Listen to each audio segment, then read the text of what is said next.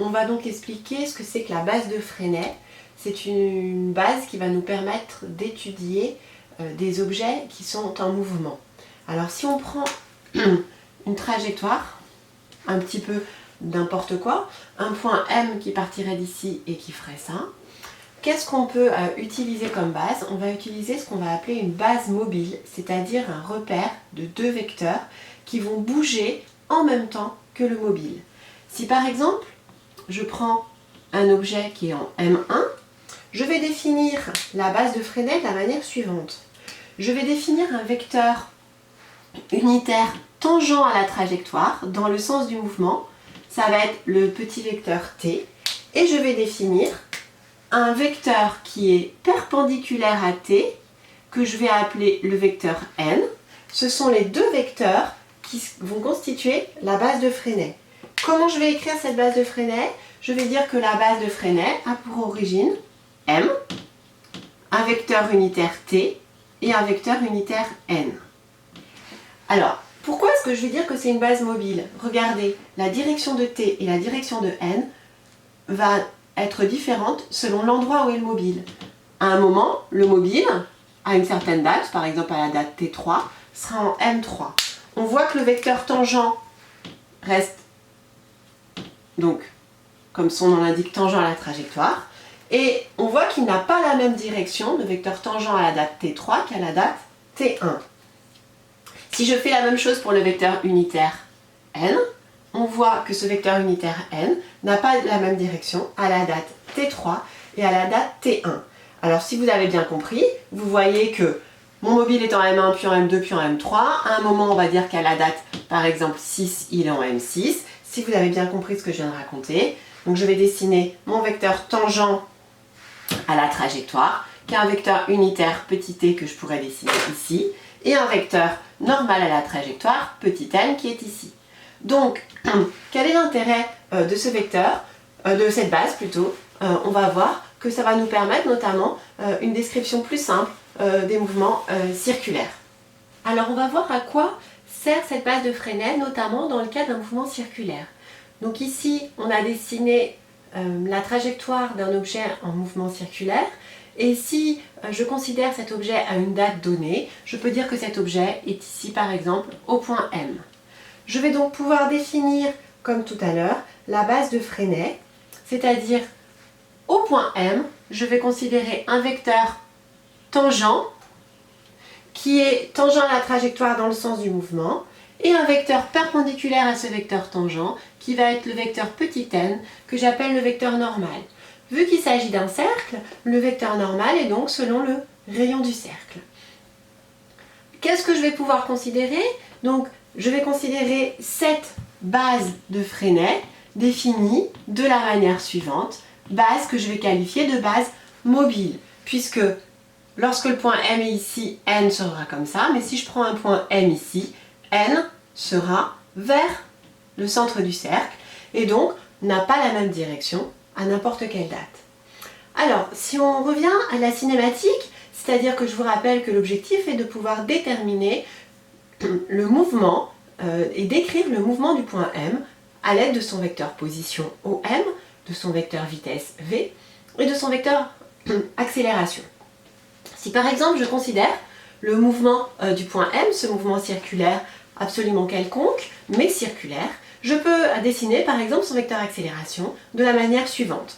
Le vecteur accélération serait par exemple un vecteur accélération comme ceci. Si je dessine un vecteur accélération comme cela, ce vecteur accélération n'aura pas la même direction et le même sens en fonction de la position du point M.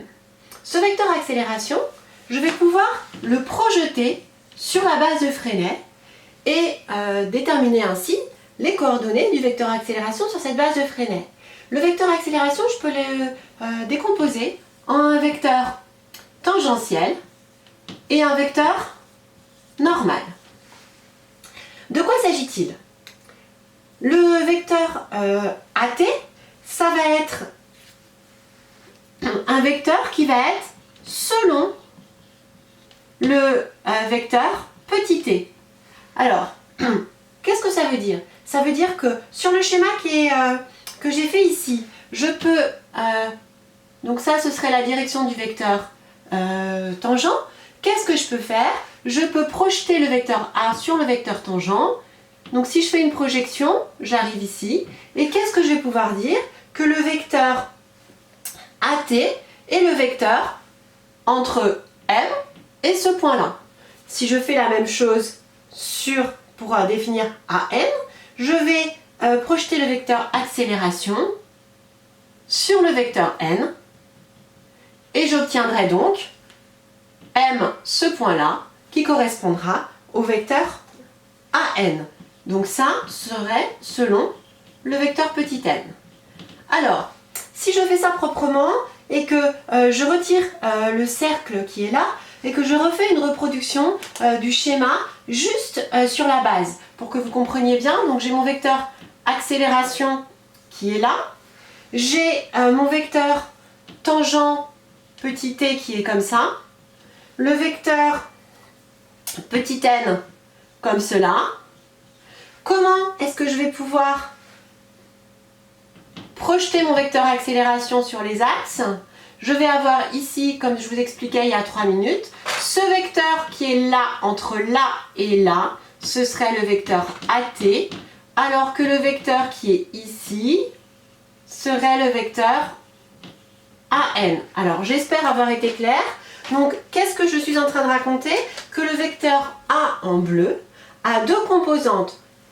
Une composante AT selon le vecteur T, c'est cette composante-là que je retrouve sur le schéma ici, et une vecteur AN, une composante AN, selon le vecteur N, c'est-à-dire c'est AN ici.